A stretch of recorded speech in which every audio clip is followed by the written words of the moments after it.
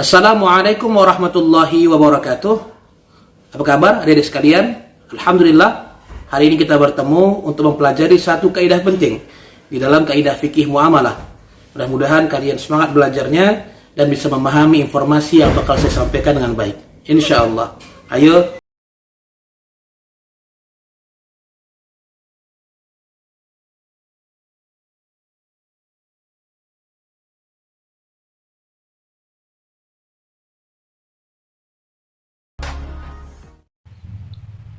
Baik adik-adik sekalian, pada pertemuan kali ini kita akan melanjutkan bagian keempat dari kaidah fikih kubra yang telah kita pelajari sebelumnya. Jangan lupa ya, kaidahnya diulang-ulang sampai hafal dan dipelajari benar-benar bagaimana cara mengaplikasikan kaidah tersebut di dalam kasus-kasus muamalah. Kaidah ini berbunyi ad-dararu yuzalu. Ad-dararu yuzalu. Ad-darar yuzal. Nah, apa makna atau apa arti dari kaidah ad-dararu yuzal? Artinya adalah kondisi yang membahayakan harus dihilangkan. Kondisi yang membahayakan harus dihilangkan. Mudah sekali ya, adik-adik sekalian, simple dan sangat mudah. Dan sebenarnya langsung bisa kita pahami tanpa perlu penjelasan yang panjang. Itu sebab kenapa dalam slide ini saya hanya memberikan penjelasan yang singkat, karena pada dasarnya kaidah ini secara bahasa pun sudah mudah untuk difahami. Nah, suatu perbuatan yang dapat berdampak buruk bagi seseorang atau masyarakat luas itu mesti dicegah. Baik itu berdampak buruk pada nyawa, berdampak buruk pada agama, pada akal, kehormatan, dan juga harta. Nah, kaidah ini didasarkan atas dalil dari sabda Nabi Muhammad sallallahu alaihi wasallam, la dharara wa la dirara. Yang artinya tidak boleh memberikan mudarat atau bahaya ya kepada orang lain, baik itu dilakukan tanpa disengaja ataupun disengaja. Hadis riwayat Imam Ibnu Majah.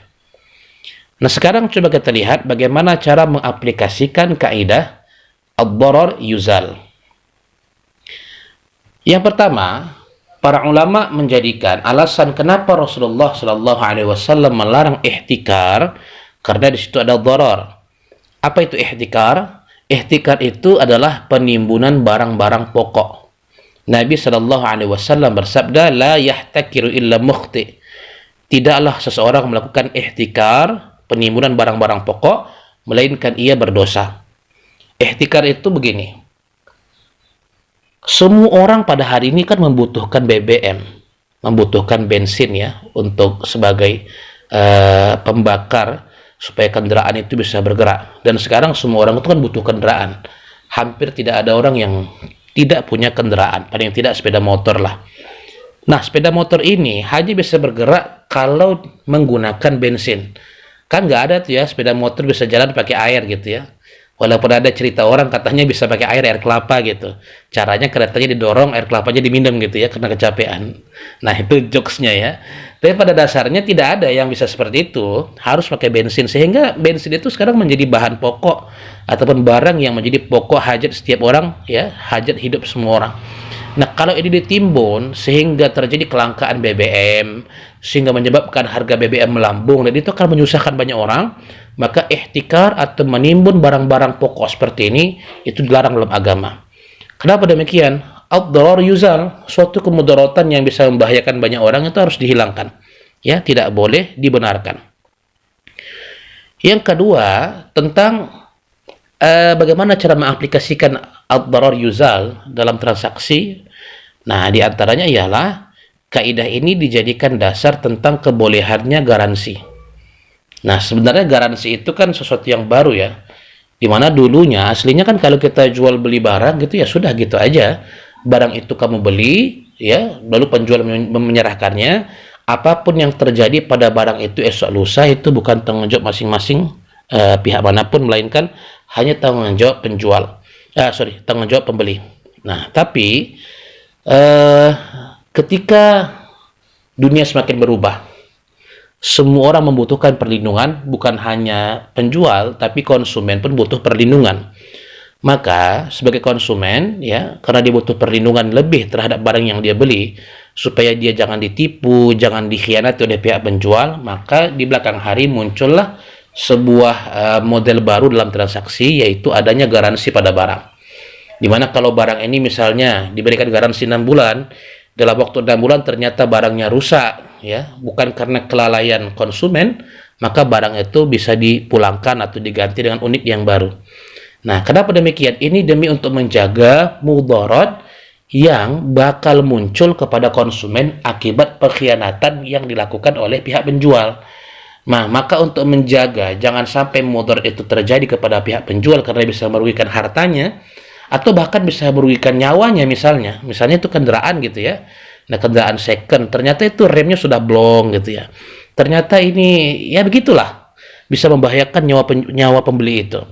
Nah, maka pembeli berhak untuk meminta garansi dan penjual pun berhak untuk memberikan garansi kepada barang yang dia jual dengan tujuan supaya menghindarkan mudarat yang terjadi kepada pihak pembeli. Lalu yang ketiga di sini, di antara contoh aplikasi kaidah ini dalam fikih muamalah adalah tentang kebolehan akad rahan. Nah, akad rahan. Jadi apa itu akad rahan? Akad gadai. Pada dasarnya kan rahan itu kan sebagai penguat dari hutang piutang. Misalnya, kamu butuh uang kepada saya 1 juta gitu. Tapi saya kan sebagai orang yang punya uang, yang mau memberikan kamu uang 1 juta ini kan sebenarnya resikonya bukan kecil ya. Resikonya kamu bisa saja lari. Bisa saja kamu itu lalai bayar hutang, mau uang ada tapi nggak mau bayar gitu. Atau memang kamu nggak sanggup membayar hutang dalam waktu yang lama gitu. Maka saya yang berniat baik menolong kamu itu berhak untuk meminta barang sebagai gadaian. Mana tahu sewaktu-waktu kamu memang nggak bisa bayar atau kamu lalai dari hutang tersebut, maka barang gadaian ini bisa saya jual untuk menutup hutang kamu kepada saya. Nah, kenapa rahan itu dibolehkan? Karena ad-darar yuzal. Suatu kemudaratan yang bisa menimpa seseorang itu harus dihilangkan.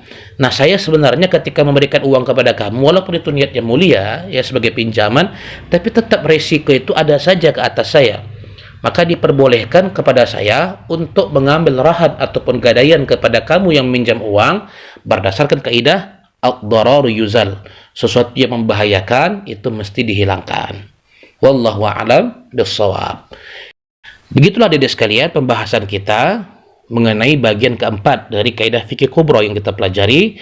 Mudah-mudahan adik-adik sekalian semakin semangat belajarnya, tetap terus diulang-ulang kaidahnya sampai paham dan mengerti. Terima kasih.